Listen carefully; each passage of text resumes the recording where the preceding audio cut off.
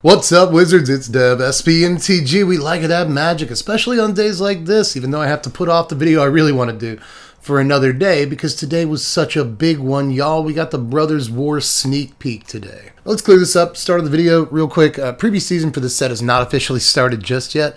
Wizards isn't that nuts, although admittedly it's close. Dominator United preview season, that set came out. We had Unfinity preview season. You might not be aware of that. We didn't cover it on the channel, but it's a thing that happened. I'm still thinking about doing like top 10 Infinity cards or something. We'll figure it out. But now we're jumping straight into first look for Bro, which is, in case you hadn't heard, the actual three-letter abbreviation for this set is going to be Bro. So, of course, my first reaction to that was like, bro. But actual preview season doesn't start until late October, like 28th or something like that. And then the set will come out on Arena on the 15th. We'll have pre-release on the 11th of November. And then worldwide paper release, I think, is on the 22nd or something like that. So it's going to be a while before we much less get to hold these cards or play with them on Arena. It's still going to be like a month before real preview season starts. But Wizards was cool enough to give us like 6 cards from the set today, along with a bunch of other news, which we will cover, but not in as much detail as the original, article and Twitch stream. I'll link to that down there with friend of the channel Blake Rasmussen discussing everything that there was to talk about today. If you're interested in watching that Twitch VOD, watch it. But after this, watch this video first, because mostly what we're going to do today is talk about all the standard legal cards that got revealed today and how good they're going to be. It's a preview season video. You know how this is going to work. But there is a lot to talk about today, and we'll get to it in due time. But, I want to cover these cards first, and I've wasted way too much time dilly-dallying talking about not new cards, so let's go ahead and get into it. Now, going into this set, we were pretty sure it was going to have some artifacts in it. It's been 28 and a half years since we've visited this storyline, but that's one thing I think a lot of us can remember. There's artifacts. Is what the whole thing is about. So Wizards did not disappoint today. They did let us see a new artifact that actually looks pretty cool in my opinion. Let's take a look at Surge Engine. This is 2 mana for a 3/2 artifact creature. It's construct, and it does have Defender, but check it out. You can pay a single blue mana to have it lose Defender, and it can be blocked. It's kind of neat. You can also pay 3 mana, 2 and a blue, and it becomes blue and has base power and toughness 5/4. But of course, you can only activate this if it doesn't have Defender, right? So only if you've activated the first ability. Now, you can also pump 6 mana into this, 4 and 2 blue. You can throw a Mahamoti Jin mana value at it and draw 3 cards. Activate only if Surge Engine is blue and only once. You can only do this once, literally ever. Cool little dude, man. We've seen a lot of these kind of guys lately that kind of level themselves up with mana. We had Ascendant Spirit a couple of sets ago. We have Evolved Sleeper who's currently doing some real work in Standard, but those are 1-drops. Not sure how good it is on a 2-drop, but it still looks pretty sweet. Even if you only pump 1 mana into this ever, it's still 3/2 unblockable, which is great. You play it on turn 2, and then on turn 3 you activate it, and theoretically you still have 2 mana to work with. That's not bad, right? Or maybe you just play it on turn 3 and immediately, or at the end of your opponent's turn, pump the blue mana into it or something. It's just a cool little dude. Works in artifact decks and works in these kind of like mono-blue tempo-y decks, I like the idea of my 2-drop being a 3-power unblockable guy. Seems okay. I like the idea of my 2-drop being able to kind of evolve into like a 5-power dude that also seems... He's unblockable still, by the way, when he's a 5-power guy. And then later, my 2-drop will draw me 3 cards. It's really good. You have to pump 6 to 10 to 12 mana into it altogether to make that happen. But when games go long, I imagine it will some of the time. You probably won't draw 3 cards off this guy every game, but in games that you do, it's going to be great. It's a really good refill once you get to 6 mana. You're probably just about out of cards by then. So I imagine this dude's going to be good in those like decks that are looking for that artifact synergy, and those decks that are kind of mono-blue tempo decks or whatever. But I imagine it might just be good in like normal kind of mid-range decks, like decks that don't have that sort of artifact or tempo-y sort of conceit in the deck building. It's just like a solid guy that could go in blue mid-range decks that are like 2 and 3 color decks. So like the Esper mid-range kind of aggro-y deck that people are playing right now, actually not a bad call in, right? Things like Sarah Paragon can replay this. There's a few things like that in that deck. So I really like the look of this card right now. So I think it's got a few things it can go into. And once we see more of the artifact synergies and what those artifact decks are going to look like, then yeah, looks going to probably be fantastic. And by the way, last thing, remember that we have the 4 mana Teferi. Hey everyone, it's Editing Dev again. Always good to see you. It's nice. You're good people. Now, what Dev just said there, you may have noticed, was that there's a 4-mana Teferi in Standard, which is a true statement, and it does untap artifacts. But that's not what he meant to say. What Dev meant to say there was that there's a 4-mana Tezzeret in Standard. I'm going to put the card on the screen so you know what I'm talking about. But just in case you're listening rather than watching, 4-mana Tezzeret, not Teferi. Dev just cannot talk. But anyway, good to see you guys. I'll see you again. That means that activated abilities of artifacts cost less. So maybe you just draw 3 for 4 mana, which is like just harmonize on a guy. It's like way better, you know? So actually, I think this card could be going places in a bunch of different decks. It's possible. I forgot to do a pun. I guess it could serve as an important engine for lots of mid-range decks. Anyway, let's look next at Recruitment Officer here. This is actually one of the best cards of the whole day. Like, pretty easily. This is just a single white mana for a 2/1 human soldier. It's 3 and a white you can pay for this. Look at the top 4 cards of your library. You may reveal a creature with mana value 3 or less from among them. Put it in your hand. Put the rest on the bottom of your library. Random order. So we've been seeing a lot of improved Savannah lines over the last 5 years, something like that. But this, I feel like I say this about a new Savannah lines like every single set. But this might actually be the best Savannah lines of all time. It's way up there, you know. There's a few that are in the running at this point, but Savannah lines with 0 downside whatsoever. An important creature type. Human is an important creature type, obviously. And card advantage, you know. Like the activated ability is like relatively expensive on this, but late in the game, your 1 mana, 2 power guy can just net you like a 3-drop and just grab you a Brutal Cathar off the top if that's what you're looking for. You can do this at the end of your opponent's turn. You can do it when it's targeted by removal. You can do it when it blocks and you got mana to spend or whatever. So that's kind of cool too. If it's going to trade with a creature and then kind of replace itself. That's a cool thing about this, right? Is that it's a 1-drop. It's a Savannah lines. 1 mana, 2/1. In case you didn't play 30 years ago. It's a 1 mana, 2/1. We call those lines around here. And it replaces itself if you get enough mana. If you get far enough into the game, which is cool.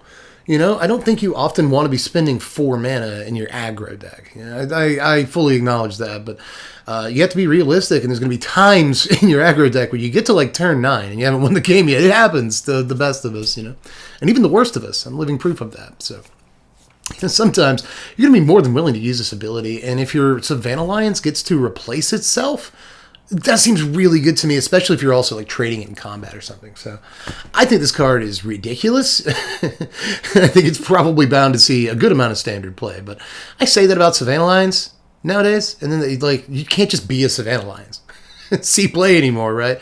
But this is much, much more than just a vanilla 2/1. It does amazing things for what you're paying for it. Also, the weird thing about this card is how gassed up everybody is. You know, like they sent her out there to be like, join the military so we don't have to conscript people. And like, yeah, we're going to join the military. It's like, I don't think you guys know what you're getting into. This is the Brothers' War. Anyway, what's next? We're going to look at Kayla. Oh, dude, this card looks very good to me. This is, it's like, I don't know if good is the right word, but by my definition is good, which is I want to play with it and do like the just gross stuff. Like, yeah, it looks pretty good. Let's look at the Queen, baby. Kayla Ben Krug. This is 3 mana, 1 a white and a red for a 2/3 legendary human noble. Now you can pay 4 mana, a lot of 4 mana activation costs in this set. You can pay 4 mana and tap her to discard all the cards in your hand and draw that many cards. You may choose an artifact or creature card with mana value 1 that you discarded this way, and then do the same thing for an artifact or creature card with mana value 2 and 3, and then return those cards to the battlefield. Activate this only as a sorcery. Battlefield. You play this on turn 3, and then I guess the idea is that you activate it on turn 4. And you discard your entire hand. You discard all of the cards in your hand, which could be a problem, you know. But I'm assuming that you're not playing anything above 3 mana cost in this deck, so that you don't end up discarding like a Thundering Raiju that you need or something like that, or Wandering Emperor that you need. So you're playing like probably mostly 1, 2s, and 3s in this deck. Lots of artifacts, maybe, but they don't have to be. They can just be creatures. You don't have to play a single artifact in your deck, the way this card is worded, right? So on turn 4, you activate it, and you drop, you know, 1-cost guy, 2-cost guy, 3-cost guy, and you draw a new hand.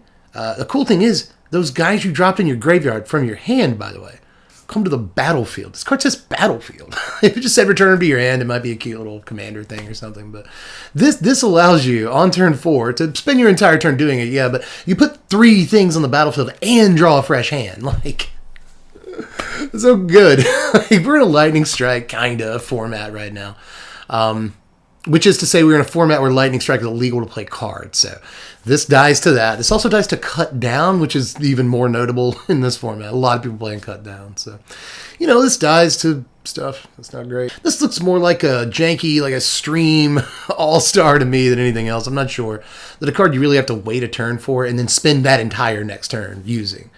And then your hand has to be like exactly right, or you only get like a little bit of value, Like there's definitely problems with the card that constricted seeing like real standard play. But, the degenerate stuff you can do with it is really tempting. And again, subscribe to the channel, follow me on Twitch, because we're going to be doing some dumb stuff with the card. But I'm not sure you'll see it too often in standard for real.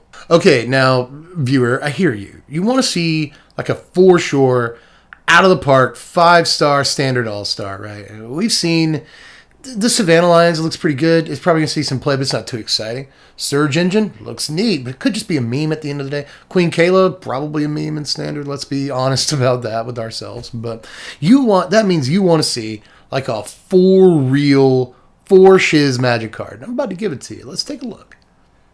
Mishras Foundry, ladies and gentlemen. This is a land. It taps for a colorless, and you can pay 2 mana to have it become a 2/2 assembly worker artifact creature till end of turn. Of course, it's still a land. You can also pay 1 and tap it, have target attacking assembly worker get +2/+2 until end of turn. So you got to pay more mana than a Mishras Factory to make it a 2/2. It kind of sucks, but I guess you get more of a boost when you boost your assembly workers. So having multiples of them is kind of better in a way, I guess, kind of a little. So there's that. But either way, it's not Mishras. They didn't reprint Mishras Factory because they're cowards. But what they did is basically give us like another copy of Mishras Factory to play, like Commander and stuff, where you can only play 1 copy of that. So I don't know. It kind of works, I just think that having this in standard is basically like having Factory. It's like having Mutavault or some card like that. And even though we don't have like creature lands anymore, right? Like we had a dedicated creature land in each color when, Adventures in the Forgotten Realms was a standard legal set. But we don't have that anymore. But we will now soon have a colorless creature land, which pretty much, every monocolored aggro deck is going to be playing.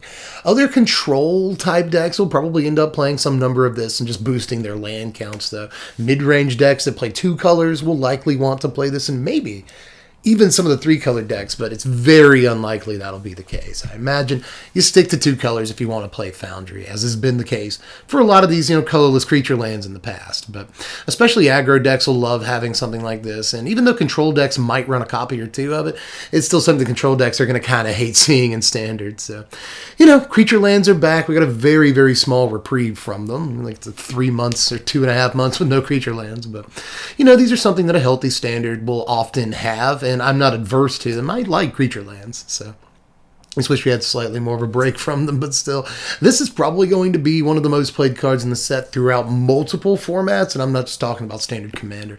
It's likely this sees play in, historic Pioneer, very obviously, but even on down into Modern and stuff. I can see this seeing a lot of play because it's just functionally another copy of a card that we already know is very, very good. So great thing, probably the actual best card of the day. All right, so for our next couple of cards, I would like for you to sit down. Especially if you, like me, have, heart problems or some other issues, You probably just want to chill for a second if you're a longtime Magic player. Just take a sip of a cold beverage, whatever, because the next couple of cards are going to be exciting, I think. Now, our next card isn't exciting in and of itself because of what it is. It's exciting because some of the words in italics on the card. So let's take a look at the Mightstone and the Weakstone. This is 5 mana for a legendary artifact. It is a Power Stone, in case you wanted to know that. And when it ETBs, you choose one. You either draw 2 cards, or you have a creature get -5/-5 till end of turn. And you can tap it to add 2 colorless mana to your mana pool, but it can't be spent to cast non-artifact spells. One of the exciting bits of text on here, for once, is in italics. Usually italics text is not that big of a deal, but this melds sighting. This melds with Urza, Lord Protector. So, just what a ridiculous sentence that is. Not only is Meld back, but Urza is confirmed to be in the set. We all figured he would be, but we'll look at him in just a second. First, I guess we got to talk about this just a little bit. I mean, what can I say? They gave it an ETB ability, so it's not just like a 5 mana artifact. It also does an ETB tapped, which is kind of neat. So you can like immediately tap it and play a 2-cost artifact, Reckoner Bankbuster, or something, whatever you want to do. You know, you play a Surge Engine immediately when you play this card. So there you go. But that's kind of cool. You tap immediately, it immediately does something. So if the board isn't too clogged up, you're not going to die soon. You just draw 2 cards. But if there is a threat on board, you probably kill it, which is nice. You're just skipping your turn to play this card, which is really important. But obviously the melds, that's the important part. So what is an Urza Lord Protector? Let's take a look. So let's go ahead and look at Urza Lord Protector. ULP Ulp. Ulp is 3 mana, 1, a white and a blue for 2/4 legendary human artificer. Of course he is. An artifact, instant, and sorcery spells you cast. Cost 1 less to cast. Not bad. You can pay 7 mana. A lot of mana. If you both own and control Urza Lord Protector and an artifact named the Mightstone and Weakstone, exile them, then meld them into Urza Planeswalker. Activate only as a sorcerer. Urza Planeswalker is just Urza Planeswalker. I guess he's the first one, so just Urza Planeswalker. This has 5 loyalty abilities and a passive. You may activate the loyalty abilities of Urza Planeswalker twice each turn rather than only once. If you plus 2 Urz, he gives you artifact, instant, and sorcery spells you cast this turn cost 2 less to cast, and you gain 2 life on top of that. Plus 1 Urza, you draw 2 cards, and then you discard a card. If you 0 Urza, you create 2 1/1 colorless soldier artifact creature tokens. You -3 Ur-Daddy, you exile target non-land permanent. There's a good mode. And the ultimate here is actually really hilarious. -10 artifacts and planeswalkers you control gain indestructible until end of turn. Destroy all non-land permanents. So this is just ridiculous. It's just a ridiculous magic card. But you'd have to work really hard to get to it. Just like Urza himself, you have to work really hard to get your spark. And I'm not sure that it's going to be very standard playable, but there's a few things this has going for it. I'm actually on my 3rd take of this card because I've just realized a couple of things. I just realized why the Mightstone and Weakstone, which another reason I've done this take multiple times is because I keep calling it the Mightstone and Meekstone. And the Meekstone was already a magic card, which I hope they don't reprint in this set. Just such an annoying card. Either way, Mightstone and Weakstone is worded the way it is on its tap ability so that you can pay for activated abilities. It just says, let me quote it here to make sure I get it right. Tap, add 2. This mana can't be spent to cast non-artifact spells. So I guess it can be spent if you're not casting a spell, right? If you're not casting a spell, it can be used on an activated ability. Am I right about that? I should be. So you should be able to not only decrease the Mightstone and Weakstone's, mana value by 1, so long as you play Urza on 3, that allows you to play Mightstone and Weakstone on turn 4. So that's really important. And then if you untap both of them in play on turn 5, then hopefully you play a land. That's 5 mana, and then you tap the Mightstone and Weakstone. That's 7 mana. You can use that to activate Urza. The way it's worded, you can use Mightstone and Weakstone to activate Urza, and it would be really, really awful flavor if you couldn't. So they made sure that you could do that. Now, Urza just by himself is not much to write home about, but I guess it's worth noting that he's not lightning strikeable, and he's not cut downable, and that's actually probably really important. The likelihood that you untap with an Urza on the table is somewhat higher than it is with a lot of other 3-drop creatures in the format. So you got that going for you. You have to go through a lot of work to get Urza Planeswalker, but once you do, you have to activate him twice a turn. There's some really freaky stuff you can do with him. Getting 4 creatures the first turn you play him should help protect him a lot. This guy has a lot of lines to protect him. He starts on, let me be absolutely sure here, he starts on 7. That is ridiculous loyalty. So, if you just make 2 guys and exile that thing, then suddenly you really protected him very well, and you still have a 4 loyalty planeswalker, 2 1/1s, and you exile the things. Just that line, the first turn he's in play, is really, really good. But, at that point he's on 4. So the next turn you could just +2 him twice, he's on 8. The next turn you +2 him once, he's on 10. You get the ultimate in that same turn. So that's a neat little line, but there's a lot of little lines with this guy, He draws you all of the cards in the world. In the meantime, he's discarding tenacious underdogs and stuff that you can just get back later or whatever, If you got a Sarah Paragon around, you can just get back whatever you discard. So that part's not so bad, but he does let you cast, draw 2, discard 1. Was that Catalog or something? He lets you cast that 7 times if you never plus him. So actually, that's a plus. Yeah, the draw is a plus ability. It lets you cast it as many times as you want. Let you have as many dudes as you want, as much life as you want. 4 life a turn once you have this out, potentially at least, is very good. I shouldn't have to tell you that. So this guy's awesome. Once you do have him out, I picture a sequence where you can go, Urza on 3 into Mightstone, Weakstone on 4. Then on turn 5, you drop a land, go ahead and activate him, get him out, +2 him, and you can just play like a free Reckoner, Bankbuster, Surge Engine, or some other 2-cost artifact the same turn that you flip him over. So, there's a lot of, really cool lines with this guy, and it might not be as hard to activate him as I originally thought, but you still have to wait at least a couple of turns with him on the battlefield. He can't die. Weakstone can't die, so... there's still a lot of hoops you have to jump through, and I'm not sure that makes the card super standard playable. But, a kind of control-y deck that has multiple ways of protecting the board state and making sure that you can flip him over and then just ride him until you win, which probably won't take long. Imagine once you have him out and your opponent's in a weird, weak board state, they probably just scoop to him every time. So, I imagine there could be some kind of control deck that leverages this really, really well, but we'll have to wait and see because I'm not sure that we have the pieces we need right now. But obviously there's a whole set coming out, so there might be some good pieces for this soon. We also, while we're here talking about new stuff, we got the basic lands from the set today, and I gotta be honest with you guys, I don't really like any of these. I feel like a lot of people are going to like these. This one mountain looks kind of cool. I know there's a couple of mountains here, but the mountain that doesn't look like it just has a giant knight on it. The other mountain that actually has mountains on it. I like that one. But I'm not sure how much I like a lot of these other ones, but I'm pretty sure that other people will love them. I don't know if this is just a me thing. I guess the swamp with probably Gix. It looks like Gix, but the swamp with the giant thing with the red heart, that looks okay. Kind of ominous in a kaiju way. There's a kaiju aspect to all of these. But I just don't know how much I loved it. I got to be honest with you guys. I've talked way too long about the basic lands already, but I want to like them more. Help me like these more. But what's next on the docket? All right, so we did the new cards.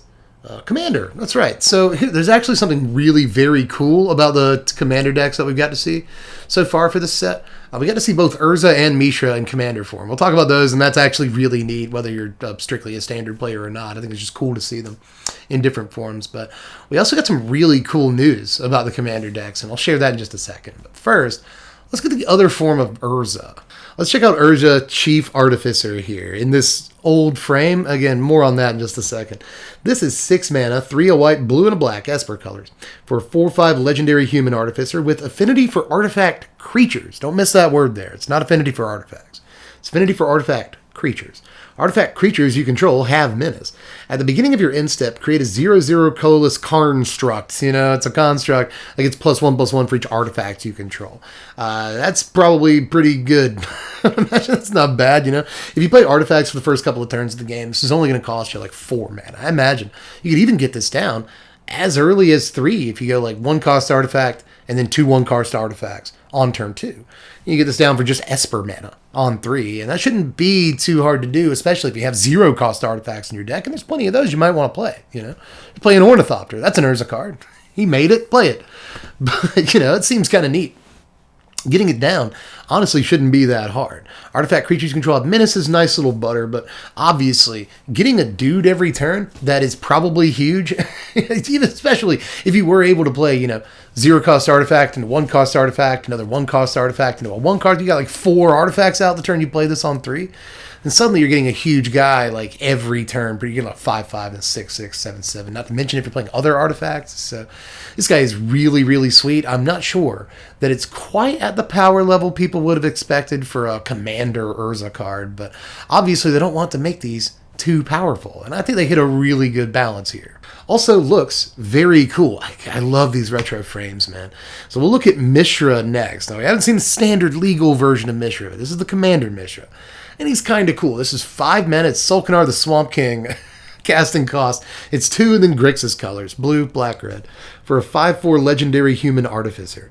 At the beginning of combat on your turn, create a token that's a copy of a target non-creature artifact you control, except its name is Mishra's Warform, and it's a 4/4 construct artifact creature in addition to its other types. It gains haste till end of turn and sacrifice at the beginning of the next end step. So you don't even have to attack with the thing that you create, which I think is really neat. You know, it has to be non-creature artifact anyway. So, you know, if you got like a 4 or 6 cost artifact laying around, like, yeah, it can swing in and do a bunch of damage. Or, you know, you could copy an Isochron Scepter or something, throw something up under it for a turn, activate it. That's not the best, unless you have ways to untap it before you have to sacrifice it at the end of the turn. If you do have ways to untap it, then maybe you do copy an Isochron Scepter. But either way, you know what I'm saying here. There's a lot of things that you can copy and then just use their activated ability or their static ability or whatever. You don't have to swing with them. Or maybe you can swing with them, but they still have some kind of powerful passive ability. So I just kind of no end. If I listed all the cards in Magic history that you could use with this, then we would just be here for another 3 hours or more, probably more. So I'm not going to do that. But obviously, you can let your imagination run Hulkamania wild with stuff that you could do with this card. And I do tend to love this ability. You know, turning artifacts into creatures is something I've loved since Titania's Song. In oddly enough, Antiquities. You know, harkening back to that set. So just a sweet little thing here that, again, just like Urza, is an ability that we've seen a few times before. You know, it's nothing that breaks the mold too much. It's not too powerful. That's kind of what I like about it. You have to balance these, especially considering they both have blue and black in them. So, you know, you don't just want blue and black to become like the most popular, powerful commander color combination unless it's already slightly too late for that. But either way, you don't want to exacerbate that problem if it already is one. So, you know, I can see why you wouldn't want to make Urza and Mishra, the 2 most powerful figures in Magic history, literally the 2 most powerful commanders in Magic history. You probably don't actually want that. So they did a good job. What are we doing now? Oh, we're talking about them retro frames, baby. Professional YouTuber. Okay, here's the thing. So, commander decks. We've seen there's going to be 2 of them, Urza's and a Mishra's deck. Those commander decks are going to be available in the retro frames. And what I mean by that is every single card in the deck list is going to be in the retro frame. And that's sick. I'm really excited about that. I don't usually pick up commander decks when a set comes out. Sometimes I will, but not often. But this time, unless Wizards wants to send me some free product again, I would love that. Just letting you know if you're watching. I'm going to go out and buy both of these commander decks with the retro frames because I'm super excited about this. I am more excited about this, I think, than I am about some of the new cards today that we're actually going to get to play in Standard. But some of the cards, they haven't revealed the entire deck list for these commander decks yet. But some of the cards that we do know we'll get in them are Reliquary Tower, Soul Ring, Command Tower, Command Tower in that retro frame looks really, really, really good, man. Like, Reliquary Tower, too, it looks like it was meant for a retro frame. Like, it looks like it was meant for, like, the Urza's Legacy, you know, like, land frame. It looks so good. Like, these are great, but obviously, like Blake Rasmussen said during the stream, these are available in Commander products. Maybe not in the retro frames, but we've seen these 3 cards in, like, every Commander product since the beginning of time, you know. And as far as the Soul Ring goes, I would just rather get an old school Soul Ring. It's like $8 to get a revised Soul Ring in like moderately played condition. Just get that. It looks better than this. But the towers look incredible, and I want them. But we also got to see some other goodies in the retro frames, and I popped for these. I popped for these so hard, dude. We got to see Preordain and Skull Clamp and Baleful Strix. Oh, Baleful Strix in that like Ice Age. It's really like the Legends. This isn't Ice Age. It's the Legends gold frame. And boy, it looks so good. I wish that I had something witty or more like content creatory to say, some good information to give you. But really, I just want to like gush over these cards. I just want to be like, oh, it looks so good. Baleful Strix looks like it was meant, again, it looks like it was meant to be in this retro frame. And honestly, for that matter, so does Preordain. Preordain looks incredible in this retro frame. So Wizards, I've said this before, and I actually think in the Dominaria United / Brothers War preview video, I talked about this a little bit. You really should just do a whole set, an entire set in these retro frames. They look so good. Like, oh, I want them so bad, man. And I was looking at chat, man. Which you should never do during these, during weekly MTG or like previous season streams and stuff. You should really never follow chat because it is full of the most jaded, cynical, horrible, will never like anything no matter what Magic players. Seriously, you cannot give them anything.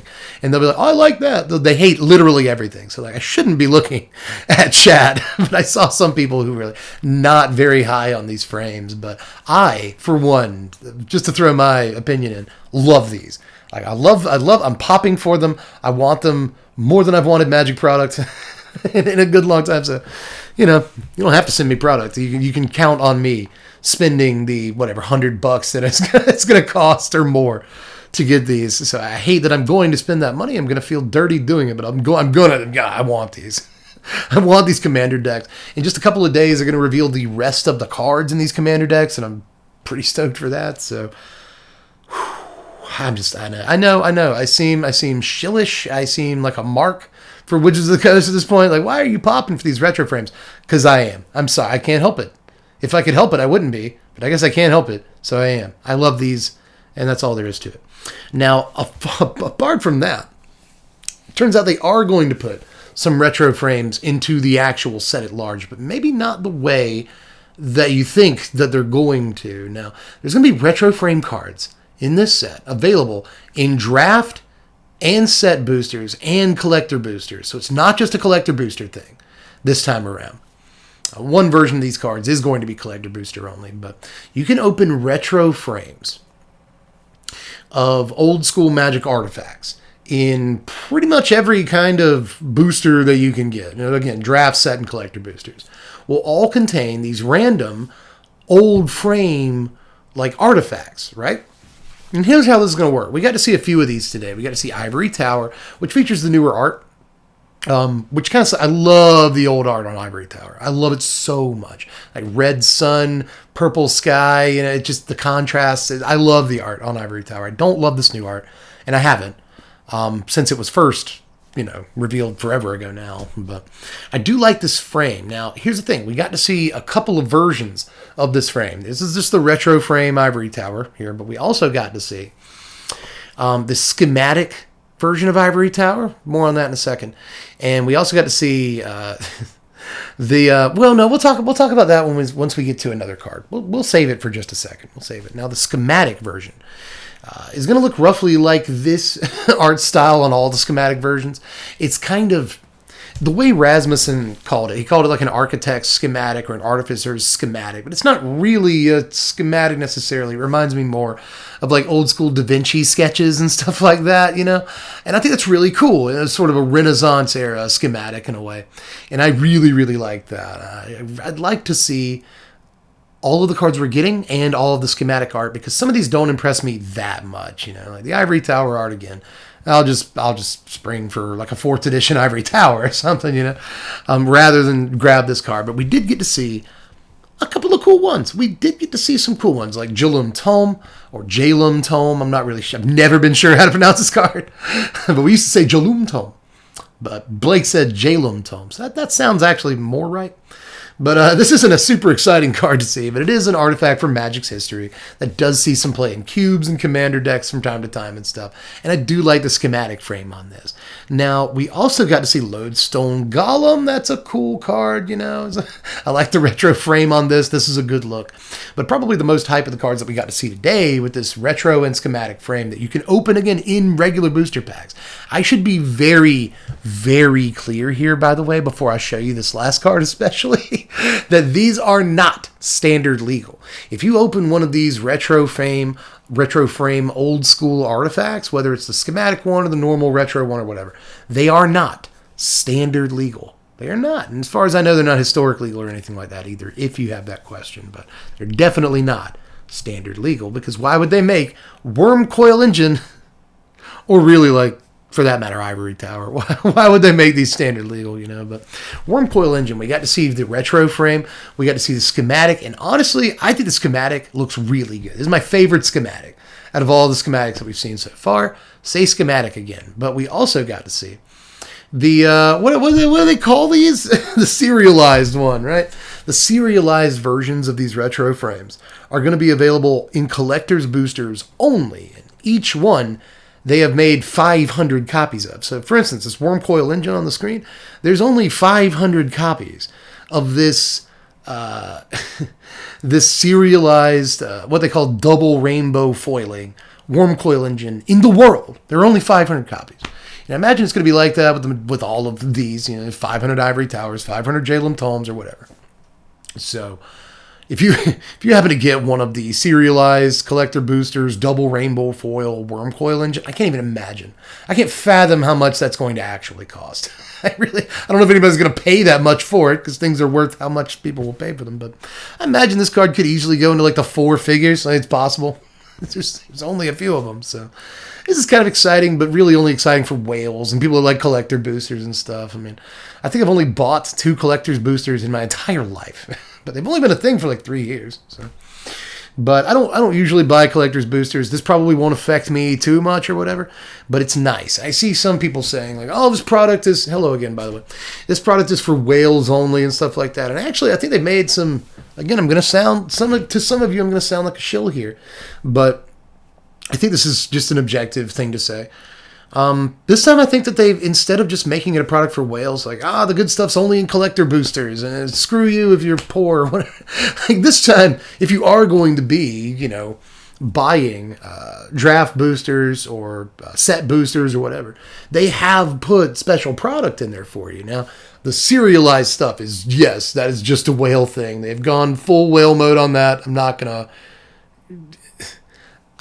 to deny you that opinion. I was going to say I'm not going to, back them up on that, but honestly, I don't care that they made serialized cards available only. That's fine. To me, that's fine. I don't mind having product for like super collectors, so long as you also service normal hobbyists, and so like I think they've actually taken steps they don't normally take to do that by making some of the not only retro frame but schematic frame cards available in normal boosters, which they don't usually tend to do, so I like that.